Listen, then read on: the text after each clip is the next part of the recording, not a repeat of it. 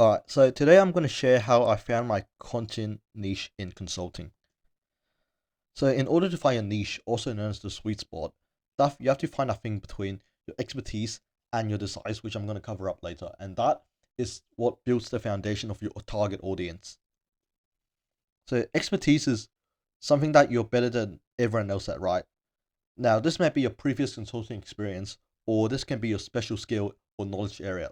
For example, I might have a special skill in playing chess, or I might have a special skill in gardening, and I'm gonna have a good knowledge, like a really vast knowledge in soccer games and a particular soccer club. You know what I'm talking about.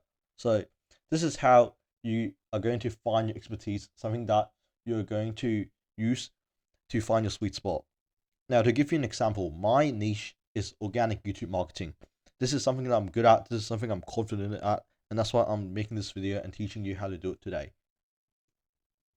Now let's move on to the other side of the Venn diagram that I just showed you right here. Is desire, right? Now the desire talks about what what people want in the market, right? So in other words, how do you solve people's problems? And another thing to keep in mind is that whether your desire pays or not. So for example, um, one desire might be to one desire might be to get really good in a certain language, right? But you have to ask yourself whether this desire pays a lot or not. Now, I know Duolingo is a big company, so obviously it does.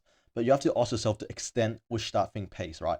Now, there are three main buckets that usually pay, and those are wealth, health, and relationship. Now, if your desire is within those buckets, then there's a good chance that it will pay pretty well.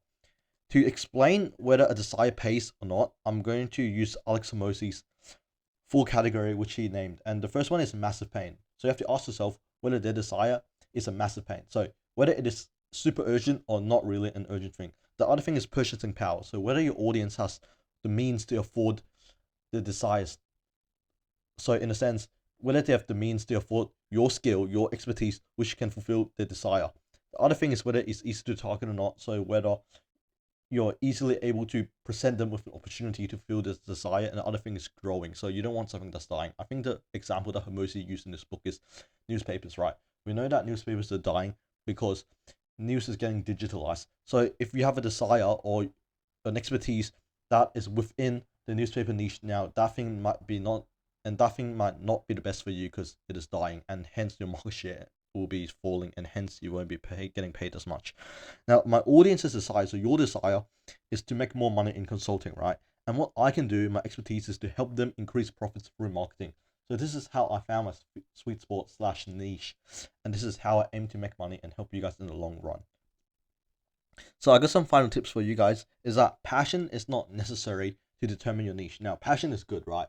But there's a saying that you should follow your talent instead of following your passion.